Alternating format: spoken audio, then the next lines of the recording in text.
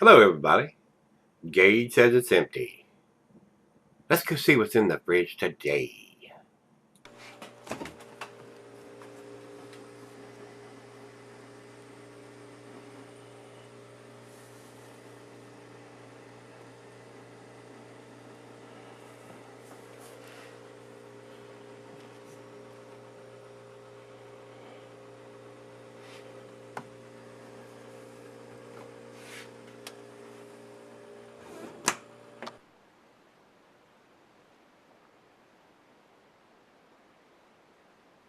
Hello, everybody. Thanks for stopping by Gregsbeerreviews today. Today's beer is Scuttlebutt Brewing Company. This is their Gale Force IPA, and they're out of Everett, Washington. This is a 5.25% by volume ABV. I don't know if it has a date on it anywhere. The bottle is right out of the fridge, and it is sweating profusely. Surely it's going to be better than the drain pour that we had yesterday from Clown Shoes. Clown Shoes moved to the top of the list for worst beers I've ever had yesterday. Uh, the Let My People Go Pale Ale was the nastiest thing I think I've ever tasted. It pushed Mississippi Mud down to number 2, and they take the top honors for being the worst or nastiest beer that I've ever reviewed. It did get the F. I don't even think I gave the Mississippi Mud an F. I gave it a D. And it wasn't a drain pour. We did drink it. I think she drank more of it than I did, but that was a drain pour. Neither one of us could tolerate it. It was nasty. It was unbelievably nasty. It was like drinking battery acid. It was horrible. It was horrible. Well, enough of that. That was yesterday. Clown Shoes, you got the top spot as having the nastiest beer that Gregsbeerreviews ever reviewed, and you got the F. No date on the bottle. So from here on out, if I see another Clown Shoes beer on the shelf and it doesn't have a date, it'll sit on the freaking shelf till the cows come home. That's what I got to say about Clown Shoes, guys. So they're not one of my favorites anymore after that episode. So that being said, let's get on with this episode. This, like I said, Gale Force IPA, and I'm a big IPA fan, and hopefully this will have a little nicer taste than that one did yesterday. I'm going through the fridge, and the beers that don't have a date on them, unless they're an Imperial Stout, they're out of here. So I'm going to be cleaning house here. So there might be a few of the bad beers in a row. We might have a week of bad beers. I'm not sure.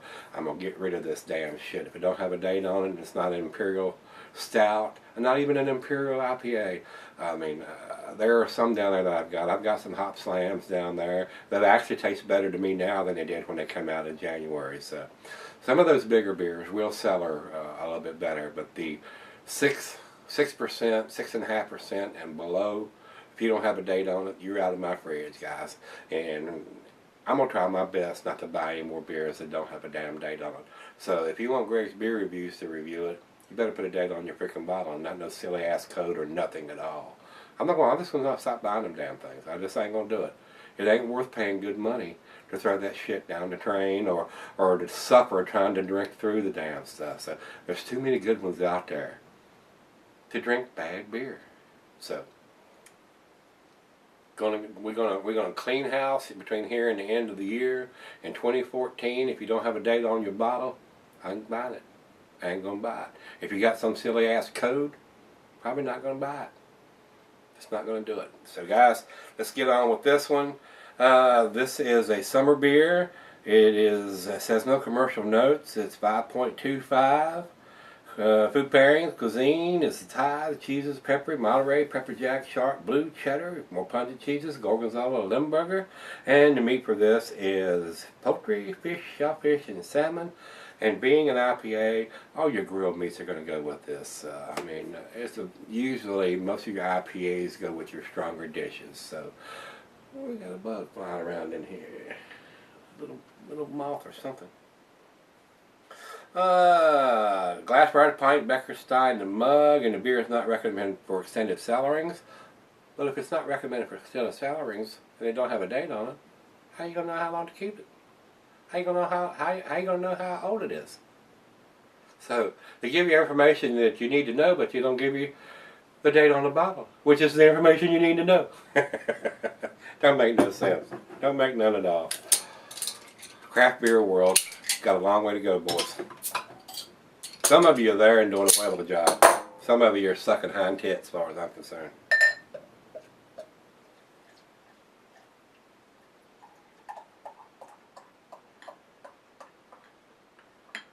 Alright, let's see what this one brings. If it's going to bring out the anger or if it's going to bring out the smileys. So around into the light we go. Very tangerine, very orangey in color. It's not perfectly clear. It's got semi-cloudiness. I can see the light through it, but it's not perfectly clear. A lot of bubbles streaming up, so that looks like it's fairly well carbonated. And poured about a quarter finger of head with that, I'd say, semi-aggressive pour that I did on it. So let's get a nose on it.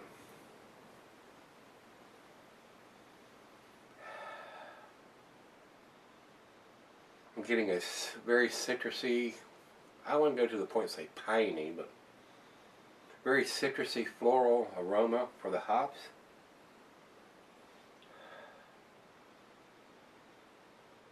Maybe some tangerines or oranges in there.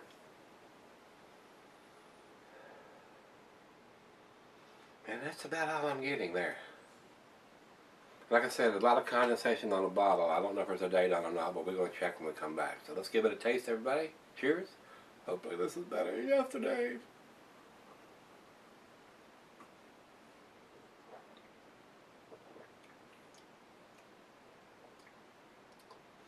Yes.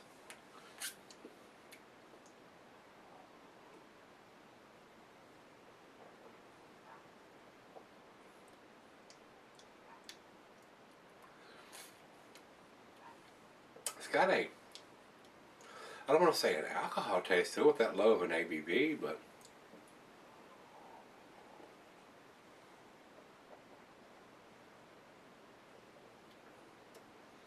it does have a malty taste to it. A little bit of astringent too. There's definitely nothing written on the label here, so I don't know if these guys do any kind of dating. A lot of the bombers are not dated, so that's not a good thing as far as I'm concerned. But like I said, we'll take a closer look at the bottle, but I don't think it's dated. So, like I said at the beginning of it, we're going to be cleaning house here. Unless you're an Imperial Stout or something like that, or 9% or bigger, you're going to be out of here before the end of the year. And you guys have noticed it's already in October, and I haven't done any pumpkin beers or a lot of Oktoberfest beers. Because I have so many different beers here, I am going to try to clean some of this out before I start buying more stuff, and these are going to get older and older and older, so we're going to do a little cleaning house. And I've basically already reviewed most of the pumpkin beers. There are some new ones out, and most of them I can't get my hands on, so we're going to clean house over the next month or so, and a lot of these beers like this that aren't dated and aren't high ABV beers are going to be leaving here. So we're going to get some of these out of the way before it gets too chilly and get into the stouts and the more flavorful beers. And just after 4 years of doing beer reviews, it's just getting to the point where it chaps my ass when I buy these beers and they're not dated after this time. So I mean, if you're not going to put a date on your beers, get out of the craft beer business. That's what I'm going to say. But let's let this warm up and we'll come back and we'll do the final comments on this one. But so far, this is better than what we had yesterday and the day before that. So, clean house time at Gregsbeerreviews. I'll be right back. Hey guys, I'm back. Got just a little left. There is no date on this bottle, so I don't know how you're supposed to know how old the beer is. To me, this is more like a pale ale, a bitter pale ale than it is an IPA. The citrusy taste and stuff that I originally got has faded away now that it's warmed up to room temperature. It's not a bad beer, nowhere near the beer from yesterday and the day before, but it's not an impressive IPA. There are a ton of IPAs out there that are better than this beer. So with that being said, let's do the final chug on this one.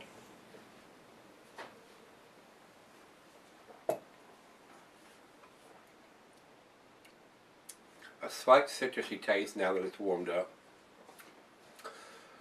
Some maltiness, but definitely way over bitterness on the back end for the juiciness or the sweetness up front. So, not knowing how old the beer is, guys, not impressive. So, with that being said, I'm gonna give it a 4. It's a C. I mean, it may be it may even be a 3, maybe below average.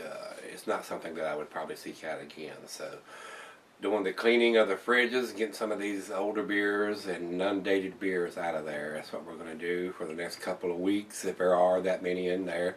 But I'm going to clean the fridges. So with that being said, let's go see what the other guys rated. Beer Advocate says it's 81 in the good range, which is being very generous. That's why I'm going to stick with the 4 being average. And going over to Rate Beer says it's 79 overall and 49 in the style. So there's some people there that have a problem with it in the style category, which I do too. It's not a, like I said, to me it tastes like a bitter pale ale than an IPA. So not super impressive, not even to the B category as far as I'm concerned. So I'm going to stick with the C, and luckily it's not even into the D category. Like I said, I probably wouldn't pick this one up again.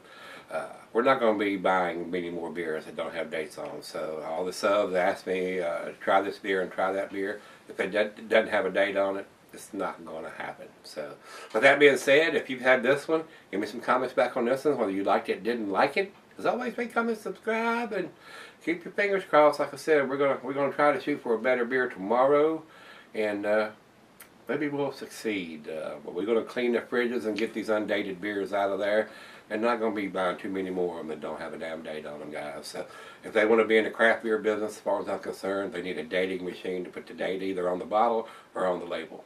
So with that being said, let's go see what's in the fridge tomorrow. See you then.